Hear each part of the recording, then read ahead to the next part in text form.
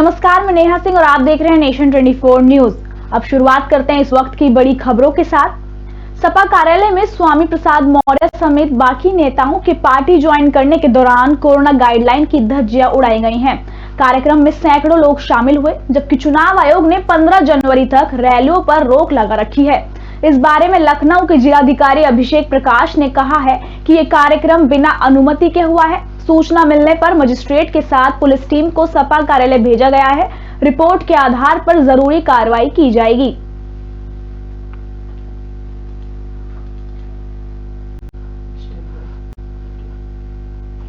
पूर्वी दिल्ली के गाजीपुर फूल मंडी के गेट नंबर 2 के बाहर एक लवारिस बैग मिलने से हड़कंप मच गया।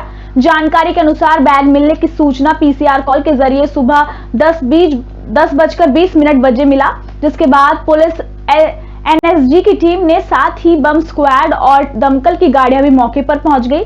बैग को खोलने पर अंदर से बम मिला, जिसे पहले बम निरोधक दस्ते ने बाहर ही डिफ्यूज करने की कोशिश की, लेकिन बाद में उसे एक गड्ढे में डालकर डिफ्यूज किया गया।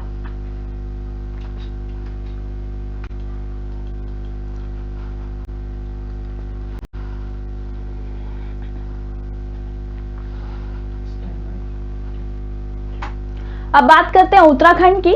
अल्मोड़ा जिले के विकास खंड सल्ट में मकर संक्रांति उत्तरायणी पर्व को लेकर ग्रामीणों ने सादगी से मनाया त्योहार। घर में घुघुतियां बनाए गए। शुक्रवार की सुबह मकर संक्रांति पर उत्तरायणी पर्व को घुघुतिया त्योहार के रूप में भी जाना जाता है। शुक्रवार को सल्ट विकास खंड समेत ग्रामीण अंचलों में घर घर में घुघुते बनाए गए। इसके अलावा स्थानीय परंपरा के अनुसार घरों में अन्य पकवान भी बनाए जाते हैं। बता दें कि माघ मास के पहले दिन मकर संक्रांति को ही घुघुतियां मनाते हैं। बच्चों में इस पर्व को लेकर खासा उत्साह देखने को मिला।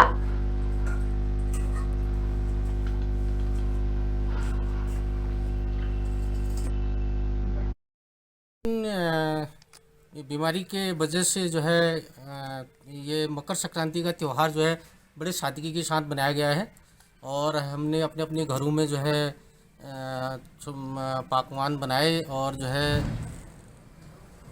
पूर्ण सादे तौर पर बनाया है। इधर उधर कहीं गए नहीं, ना कोई इधर उधर त्यौहार में कहीं मंदिरों में गए, ना कहीं इधर उधर गए और पूर्ण सादगी के साथ बनाया गया है इस त्यौहार को।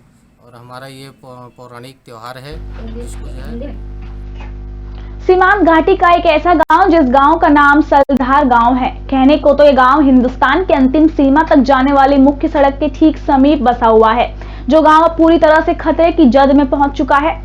आपको बता दें कि सलधार गांव के ठीक नीचे से सीमा तक जाने वाली मुख्य सड़क है, जिस सड़क के ऊपर से काफी भूस्खलन हो गया है, जिस भूस्खलन के कारण पूरे गांव को खतरा बना हुआ है। यहाँ के स्थानीय ग्रामीणों को कहना है कि उन्होंने अपने गांव के विषय में कई बार शासन और प्रशासन को अवगत करा दिया है, लेकिन आज तक कोई भी कार्रवाई नहीं हो पाई है। स्थानीय ग्रामीणों का कहना है कि इस बार वे लोग 2022 का चुनाव का बहिष्कार करेंगे। हमारे गांव में हमने सारे जगह वो दिया, एप्लीकेशन लिख के दिया। हमारे गांव में कोई नहीं आई इधर देखने के लिए। हमारे गांव को के लिए बहुत खतरा है। फिर भी हम लोग इधर उधर जाके थोड़ा ये हमारे इधर ग्राम सभा के सग्राम सिंह दवाई जी आए, उन्होंने थोड़ा मदद दिया हमको। कल बोला कि ऐसा करना है कि इधर उधर जाना है बोल के। हमारे गांव के लिए बहुत खतरा है। इस बार हमारे गांव में कोई भी वोट मांगने के लिए आएंगे तो हम बिल्कुल हमारे गांव ग्राम सभा सलधार की तरफ से निरस्त होगा हमारा वोट। हम किसी को वोट नहीं देंगे। हमारा कहना, हम सारे महिलाओं का, हमारे गांव वालों को यही कहना है बस। से सबको बोल दिया, कोई हमारे सुनाई नहीं कर रहे हैं। इधर उधर से दरार आ रही है। हम तो मरने वाले हैं, कोई वोट मांग नहीं पाएंगे। हम किसी को नहीं देंगे, हम एकता से रहेंगे। सूचना कौन था देर दो तने सरल ओढ़ कागज बने को कागज पर नीचे देना हमारे को पानी पर नहीं ओणु बारिश ओणु हमको डो लागनी बहुत। बारिश से क्या बहुत ओणे हम तो अब पहुंचन हम देर बहुत डो लागनी हमको।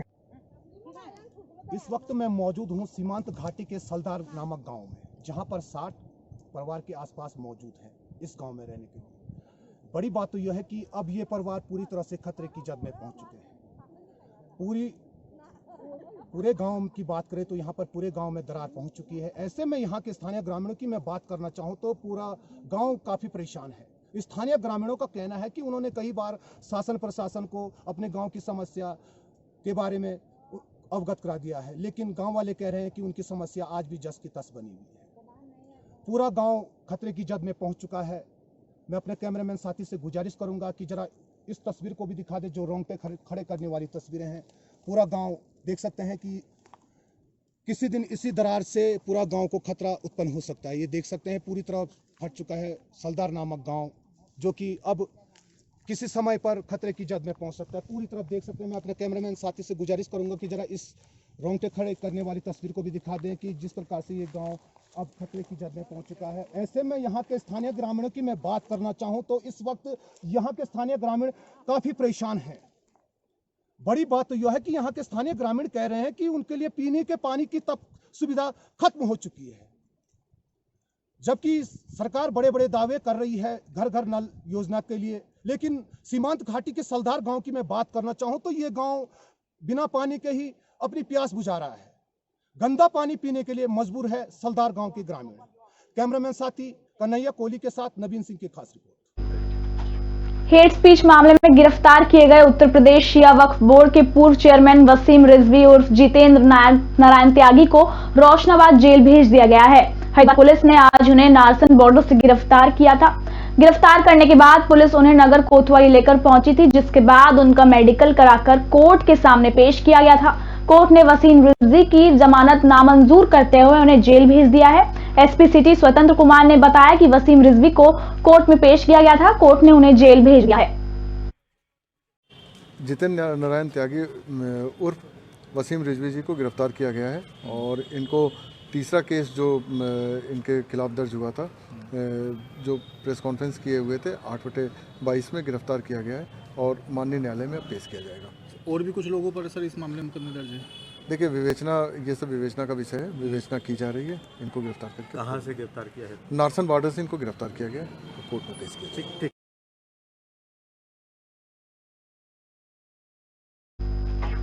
साल का पहला स्नान मकर संक्रांति, जिसका बहुत बड़ा महत्व हिंदू धर्म में होता है और मान्यता है कि मां गंगा में तीर्थ स्थलों पर डुबकी लगाने से पुण्य की प्राप्ति होती है।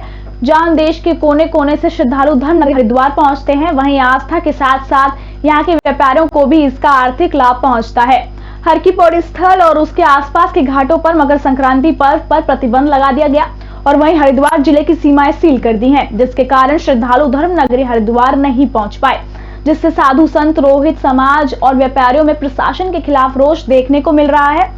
वहीं भूमा निकेतन की पीठाधीश्वर शंकराचार्य स्वामी अच्युतानंद ने कहा कि मकर संक्रांति का स्नान हिंदू धर्म की आस्था से जुड़ा हुआ है। प्रशासन को हर की पौड़ी और उसके आसपास के घाटों को प्रतिबंध नहीं करना चाहिए था।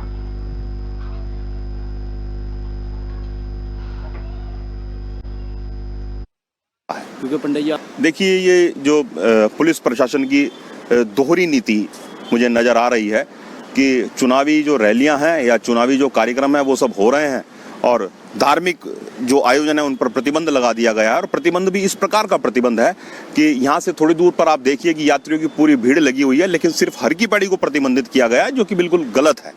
या तो आप सारा कुछ खोल दें या फिर सारा ही कुछ बंद कर दें।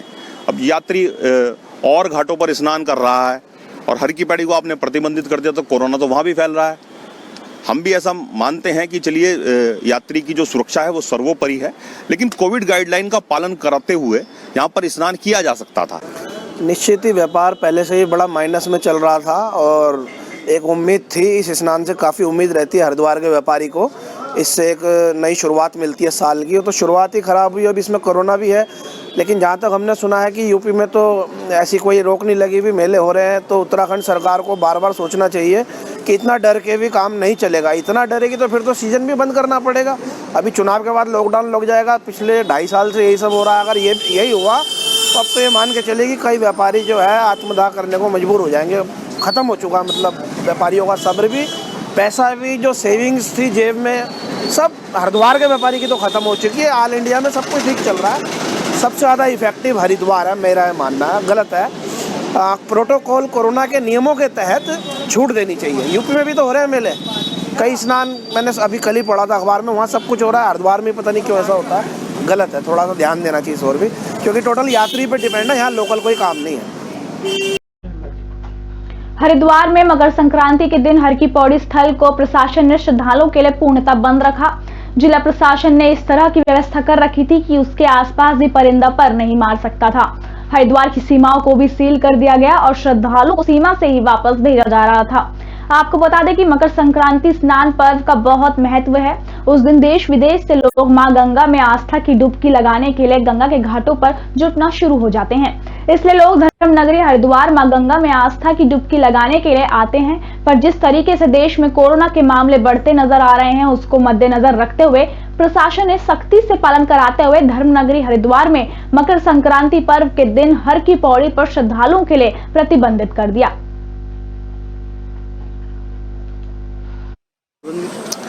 जैसा कि आप जानते हैं कि कोरोना के बढ़ते हुए संक्रमण के दृष्टिगत मकर संक्रांति पर हर की पैड़ी और उसके आसपास के घाटों पर स्नान प्रतिबंधित किया गया था।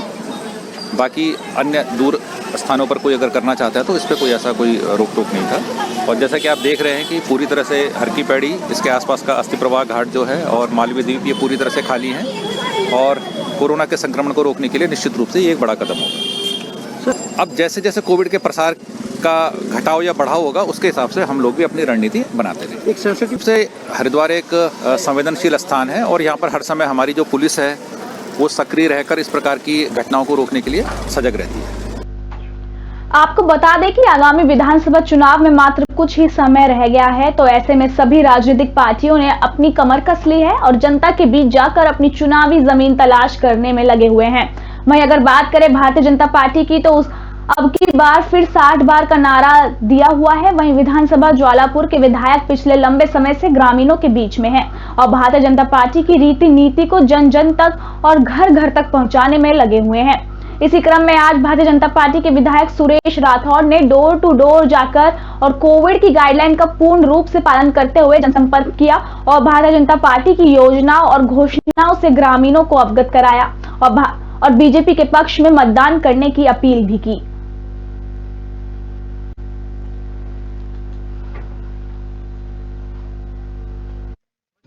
फरवरी को चुनाव है। जनता को जागरूक करने के लिए, बीजेपी के पक्ष में मतदान करने के लिए, जागरूक करने के लिए हम डोर टू डोर प्रचार कर रहे हैं। इसमें जैसे मतलब आजकल ये नई नई पार्टियाँ आ रही, इसको मिला के सब सारी पार्टी एक तरफ भारतीय जनता पार्टी तो बहुत सारी आती रहती जाती रहती है। बीजेपी का आंकड़ा 60 को पार करने का ज्वालापुर विधानसभा में पहले से 3 गुने मतों से जीतने का है लक्ष्य और वो उसको हम पूरा करेंगे।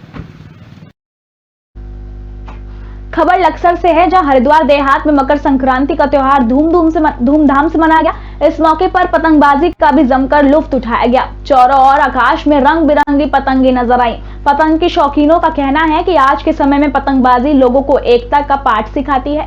पतंग उड़ाने के बहाने परिवार और आसपास के सभी सदस्य एक साथ समय बिताते हैं।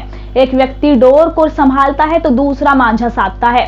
तमाम लोग उस पतंगबाजी को देखकर आनंदित होते हैं।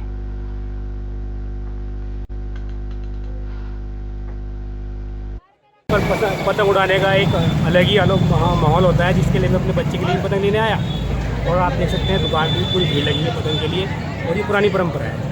आप भी उड़ाएंगे पतंग? हाँ जी बिल्कुल। ये केवल बच्चों के लिए जा रहे हैं? नहीं, हम भी उड़ाएंगे पूरे उत्साह के साथ।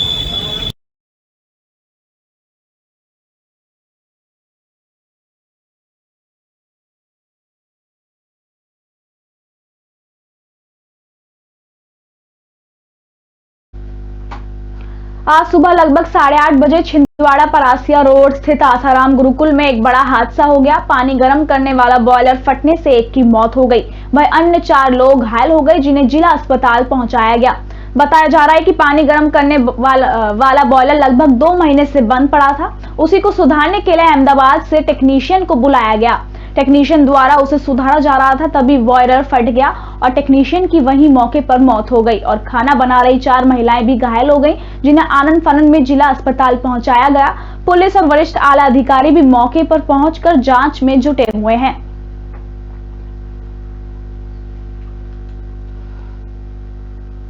रोड में संत आसाराम बापू जी का आश्रम है और यहाँ पे स्कूल कम छात्रावास है। स्कूल में करीब 350 बच्चे पढ़ते हैं और छात्रावास में करीब जो है 175 बच्चे रहते हैं। 8:30 बजे से इनकी क्लासेस होती है। यहीं पे बगल में जो है पास में इनका रसोई घर है, यहाँ पे आज सुबह जो है खाना बन रहा था, उसी दौरान गैस सिलेंडर में विस्फोट हुआ है, जिसके विस्फोट होने से एक व्यक्ति की मृत्यु हुई है और 4 महिलाएं जो साथ में काम कर रही थीं वो लोग घायल हुई हैं। जिस व्यक्ति की मृत्यु हुई है उसके बारे में ये बताया जा रहा है कि उन्हीं के द्वारा जो है यहाँ पे गैस सिलेंडर वगैरह जो बॉयलर वगैरह वो ट्रांसप्लांट किया गया था। पहले वो बंद था, 2 दिन पहले वो आया है अहमदाबाद से, टेक्निकल एक्सपर्ट था और वही जो है उसको चालू कर रहा था। कल भी कुछ हद तक चालू रहा है, आज परसों भी रहा है और आज वो चालू किए, उसी दौरान जो है ये विस्फोट की घटना हुई है और इसमें पुलिस तहकीकात कर रही है। हमारे यहाँ BDDS की टीम भी मौके पे है, वरिष्ठ अधिकारी भी सब मौके पे हैं और इन्वेस्टिगेशन में जो भी आएगा उस आधार पे हम कार्रवाई करेंगे। कोई बच्चे घायल हुए? नहीं, अभी बच्चों की घायल होने की बिल्कुल सूचना नहीं है। डिंडोरी जिले के बजाग थाना क्षेत्र में कथित धर्मांतर मामले में एक ऑडियो सोशल मीडिया में तेजी से वायरल हो रहा है। वायरल ऑडियो में राष्ट्रीय महासंघ नामक संगठन का पदाधिकारी प्रदेश के गृह मंत्री का नाम लेकर बजाग थाना प्रभारी भूपेंद्र पंद्रो को सस्पेंड करने की धमकी दे रहा है। साथ ही हिंदू संगठनों के खिलाफ आपत्तिजनक शब्दों का इस्तेमाल कर रहा है। हैरान करने वाली बात तो यह है कि जिस व्यक्ति ने थाना प्रभारी को धमकाया है उसने खुद ही ऑडियो को राष्ट्रीय महासंघ नामक यूट्यूब चैनल के जरिए वायरल किया है। वायरल ऑडियो पर संज्ञान लेते हुए एसपी संजय सिंह ने जांच के बाद संबंधित व्यक्ति के खिलाफ वैधानिक कार्रवाई का आश्वासन दिया है।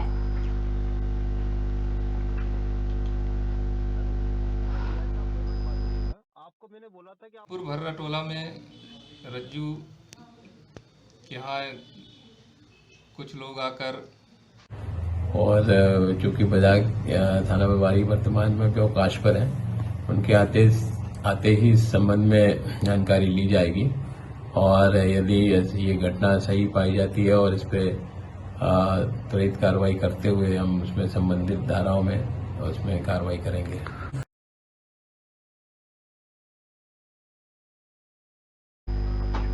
जबलपुर राइट टाउन स्टेडियम संसदीय क्षेत्र में पतंग महोत्सव का आयोजन किया गया। इस पतंग महोत्सव में कोविड-19 की गाइडलाइन का पूरा पालन किया गया। वहीं संसदीय क्षेत्र के सांसद राकेश सिंह ने बताया कि आज का दिन सूर्य उत्तरायण का है। हमारी संस्कृति के हिसाब से मकर संक्रांति पर्व में पतंग उड़ाने का महत्व स्वतंत्रता और विकास का प्रतीक है। उसके साथ साथ वैज्ञानिक दृष्टि से देखा जाए तो आज हम शीत ऋतु में सूर्य देव के सामने जो पतंग उड़ाते हैं जिसकी वजह होने वाले संक्रमण से बचाव होता है। इसलिए आज हम सभी इस परंपरा का निर्वहन करने के लिए राइट टाउन स्टेडियम में पतंग महोत्सव का आयोजन कर रहे हैं।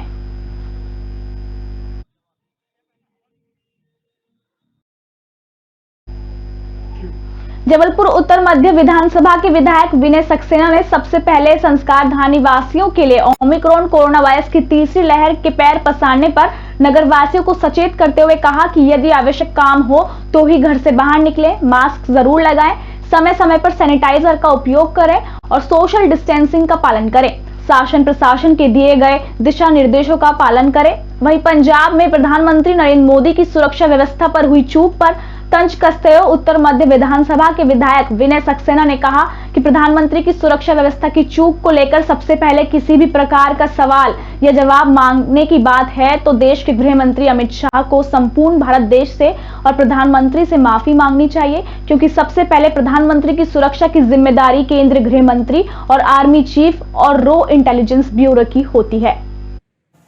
तब भी भारतीय जनता पार्टी गलती से जब मध्य प्रदेश में कह रहे थे विधानसभा कोरोना नहीं डरोना है जी, आपको याद होगा चुनाव सरकार गिराना ज़्यादा महत्वपूर्ण था, लेकिन कोरोना की गाइडलाइन के चलते अगर वो चाहते तो सरकार गिराना बाद में देख लेते और कोरोना के चलते गाइडलाइन का पालन करते हुए लॉकडाउन पहले लगा दिया गया होता। दूसरा कोरोना जब आया, जब पश्चिम बंगाल में रैलियाँ हो रही थी तब भी नियमों का पालन नहीं किया। अब जब तीसरी लहर है, आप देखिए हर शहर में बड़ी बड़ी रैली हो रही। कल ही युवा मोर्चा की रैली थी, कुछ दिन पहले ABVP की रैली जबलपुर शहर में हुई। इसी तरह हिंदुस्तान में धार्मिक बड़े बड़े आयोजन किए गए, खुद प्रधानमंत्री जी ने 2 बड़े कार्यक्रम किए प्रयागराज में। तो इन सब बातों को देख के समझ में आएगा कि देश के प्रति न चिंता है, न देश की जनता की चिंता है, न देश की सुरक्षा की चिंता है। इन्हें अगर कोई चिंता है तो सिर्फ सरकार बचाए रखो और अपनी सरकार बनाए रखो और कैसे जोड़ तोड़ के सरकार बनाते चलो। इसके अलावा भारतीय जनता पार्टी कोई नीति रीति कभी नहीं देखने मिलती और ना ही जनहित के मुद्दों पे। आप देखें कोरोना के गाइडलाइन और कोरोना का जो इलाज है और जितने भी महत्वपूर्ण जनहित के निर्णय वो सुप्रीम कोर्ट ने लिए, चाहे इंजेक्शन लगाने का हो वैक्सीनेशन का, चाहे कोरोना गाइडलाइन 50,000 जो देने की बात कर रहे हैं वो भी सुप्रीम कोर्ट के द्वारा तय हुआ है। सरकार ने जनता के हित में एक भी निर्णय नहीं लिया है, बल्कि हर निर्णय सुप्रीम कोर्ट के दबाव में लिया है। मकर संक्रांति पर्व पर बरमान का ऐतिहासिक मेला देश भर में प्रसिद्ध है, लेकिन कोरोना की तीसरी लहर के चलते मकर संक्रांति पर्व पर ऐतिहासिक मेला नहीं भर पाया। मकर संक्रांति पर्व पर भगवान ब्रह्मा की तपोभूमि नर्मदा तट पर हजारों श्रद्धालुओं ने आस्था की डुबकी लगाई। मकर संक्रांति के पर्व पर ऐसा माना जाता है कि पवित्र नदियों में स्नान से पुण्य लाभ मिलता है। स्नान की दृष्टि से मकर संक्रांति पर्व सबसे बड़ा स्नान का पर्व कहते हैं। विश्व हिंदू परिषद बजरंग दल प्रखंड खनियाधाना में सभी बजरंग दल के कार्यकर्ताओं ने मनाई स्वामी विवेकानंद जयंती। भारत माता की आरती और वंदे मातरम के उद्घोष के साथ मनाई गई स्वामी विवेकानंद की जयंती। हर साल 12 जनवरी का दिन देश में स्वामी विवेकानंद जयंती के तौर पर मनाया जाता है। स्वामी विवेकानंद श्री रामकृष्ण परमहंस के शिष्य थे। स्वामी विवेकानंद को 1893 में शिकागो में हुई विश्व धर्म सम्मेलन में भारत को विश्व पटल पर एक नई पहचान दिलाई। उनके औचपूर्ण विचार हर वर्ग, जाति और धर्म के लोगों को हमेशा प्रेरित करते रहे हैं। बजरंग दल के युवाओं के द्वारा जगह जगह कई कार्यक्रम किए गए।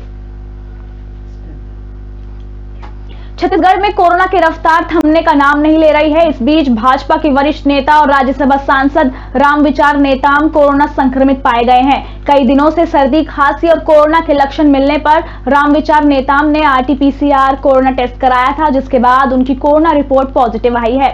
उन्होंने ट्वीट कर खुद इस बात की जानकारी दी है।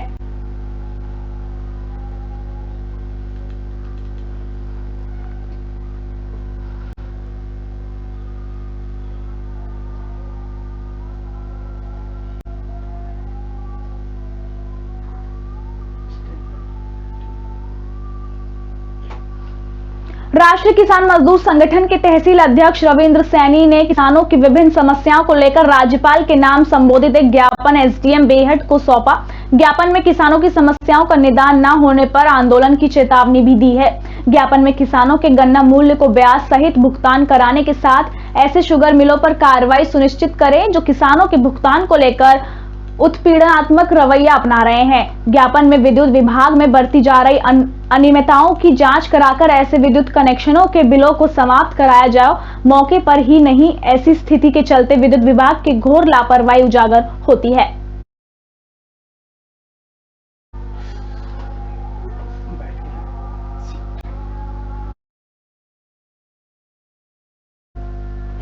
इस बुलेटिन में फिलहाल इतना ही। नमस्कार।